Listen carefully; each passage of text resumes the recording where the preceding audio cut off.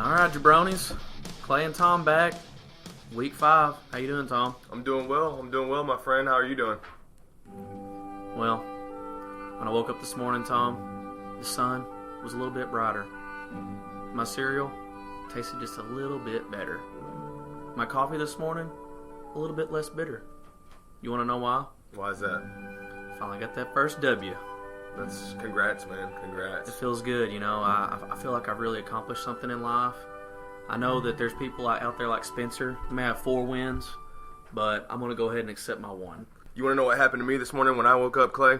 What happened, man? I was pitching a tent. In other news, the Hogs also won this week, so their season is exactly like my season right now. Dismal. Yes.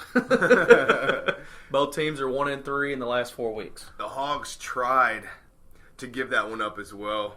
For some reason, Bielema decided that he wanted to fake a field goal to try to get the first down, and it blew up in his fat face. I'm just glad we got the win. Agreed. Week 4's in the books, Tom. What do you got?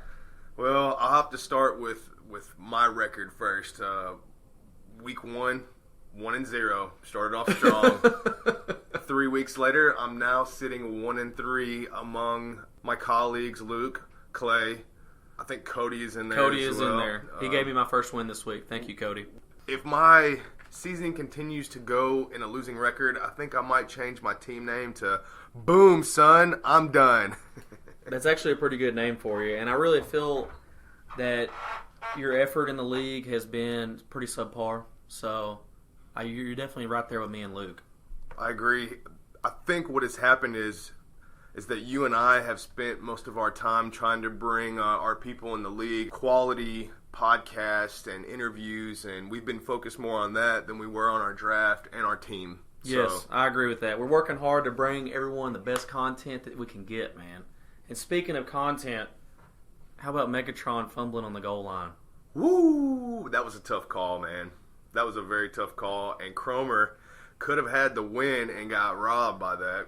I'm pretty sure that it did cost them the win. I don't know if the points added up, but I know that based on the ruling, they should have got the ball on the 1-yard line because the linebacker for sure batted that ball back out of the end zone. To me, whenever it first happened, I was more concerned with Megatron crossing the plane. I thought that's what had happened at first. So if that was the case, that would have been a point for reception, 6 points for the touchdown. Cromer wins. It didn't unfold that way, unfortunately. And the league definitely needed that win because we don't want the dark reign of Spencer to continue. Now there's only one thing left. A Thunder Cookie. I've got one Thunder Cookie for this week, and it's got to go to Miami Dolphins quarterback Ryan Tannehill. For some reason, Ryan Tannehill has been sucking it up in practice. The defense has been tearing him up, picking him off, and making him look like complete trash. What are we talking about? Practice? Practice? Come on now, practice? What else you got? The practice squad is just doughing him up, apparently, and he's calling him out, and it makes Tannehill look like a straight bitch. What I heard, I don't know if all of it was true. I know he has confirmed some of the comments. Quote, they can take their practice squad paychecks and collect their practice squad trophies. Practice? I mean, come on now. Practice? And this is coming from a guy who has 0 trophies, but he does have a fat paycheck. Practice?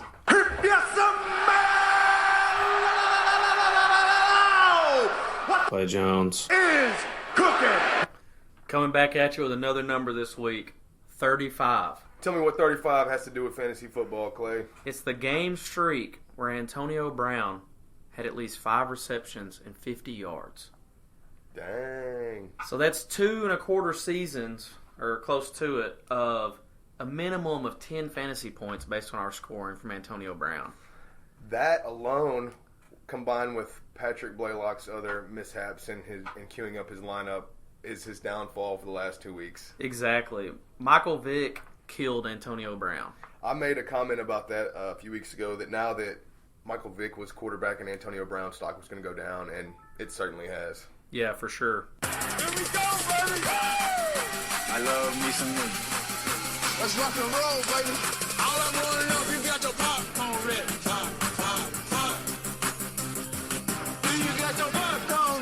right now.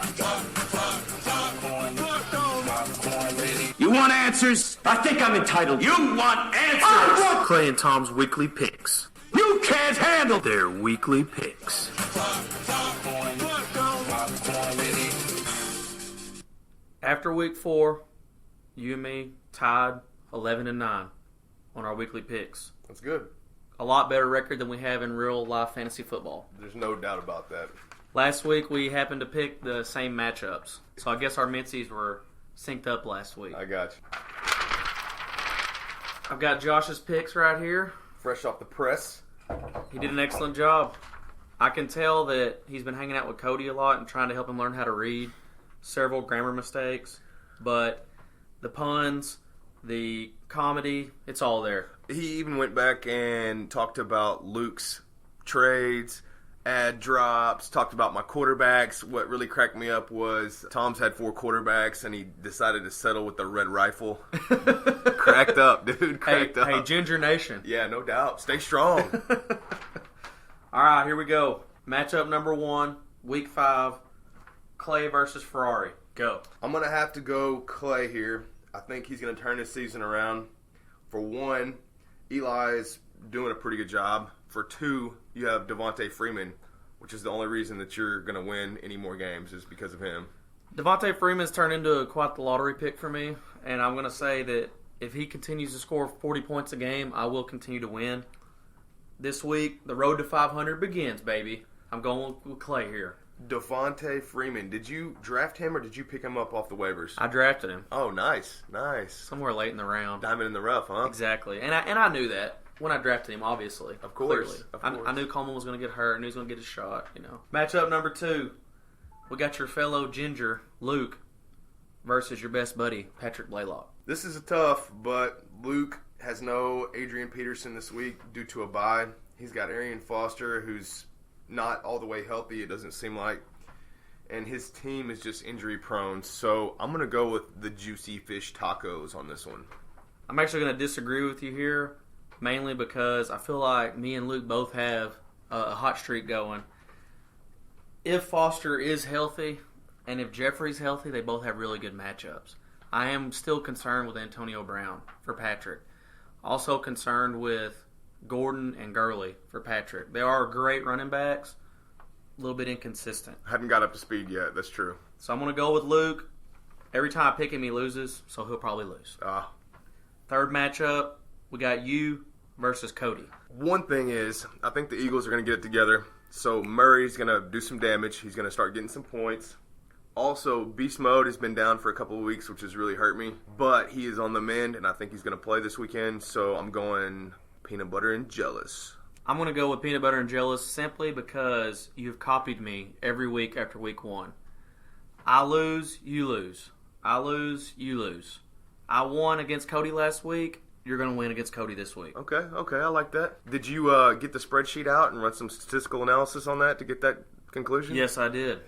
You have an 82.3% chance of winning. I like those odds. Luke sent it to me. HateTheGameLeague@gmail.com. Fourth matchup, we got Josh versus the Dark Side, a.k.a. Spencer. This is a tough one here, but I'm going to go with Tanny Rex just because somebody's got to stop Spencer and slow him down just a little bit at some point in time. I'm going to disagree again. Rex has really tough matchups this week.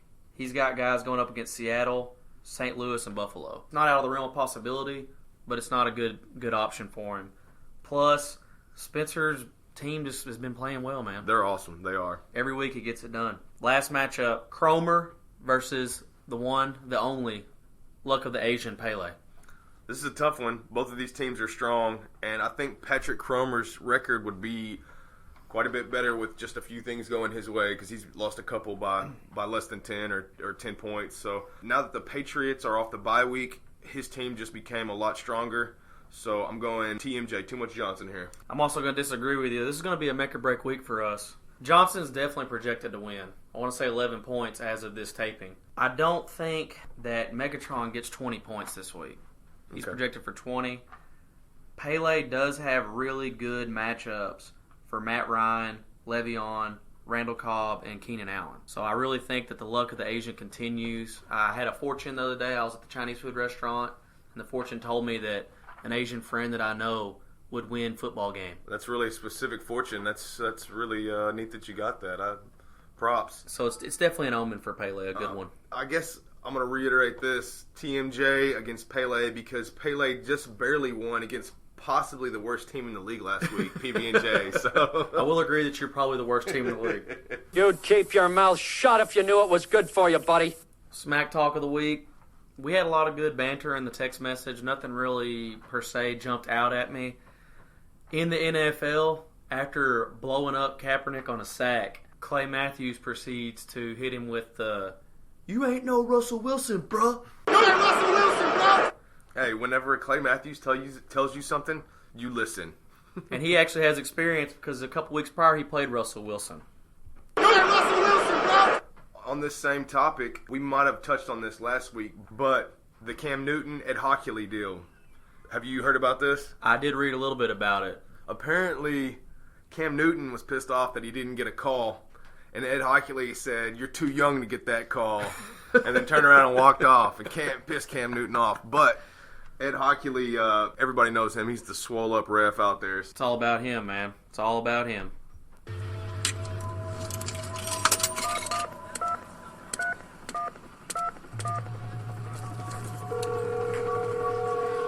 All right, jabronis, going to the phone here.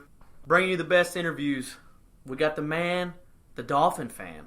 We got Josh on the phone. Josh, how you doing, buddy? Doing pretty good today, man. Josh, what are you going to do now that you can't play Ryan Tannehill? Well, I had to scrape the waiver wire this week, and I'm going all in with Sam Bradford. It was a toss-up between him or Cutler, and if it was Cutler, I was going to change my team name, but now I just figured I'd ride with Bradford. He had a pretty good week last week, and I'm pretty sure he has a fairly favorable matchup this week, so what the hell. Staying with Tannehill, how disappointed are you as a Dolphin fan about the smack that he talked to the practice squad? Zero. None. Doesn't bother me at all. Don't care. Think it's a huge non-issue. Don't know why. The only reason it got brought up is because of the coaching change. Don't care what he says in practice. Doesn't bother me.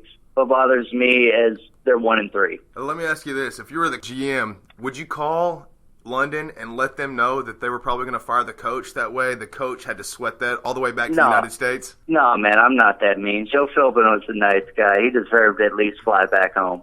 Last question. All right. This week you got Spencer. What's the smack talk?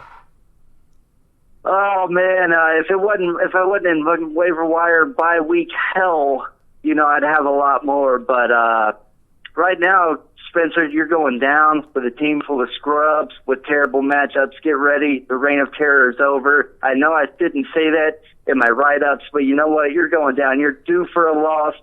Some wide receivers are going to choke. Everybody on your team's going to choke. You're going to lose 175. Nice. Nice, Josh. That's what we're looking for right there, man. Hey, man, we'll see you in the text message board. All right, man. Have a it good easy. one. Great interview. Josh, always insightful. Come through at the last minute with the draft, man. No doubt. Been a great player in the league. If anyone has a promo, send it to us. Same email. Tom and me both recorded promos last week. I'm going to try to do another one this week. We'll see how it goes. Hey, you guys, even if it's just like a minute or two, get something, put it on the site, man. Let's get something up there. Let's get some funny stuff, a little smack talk, so do it.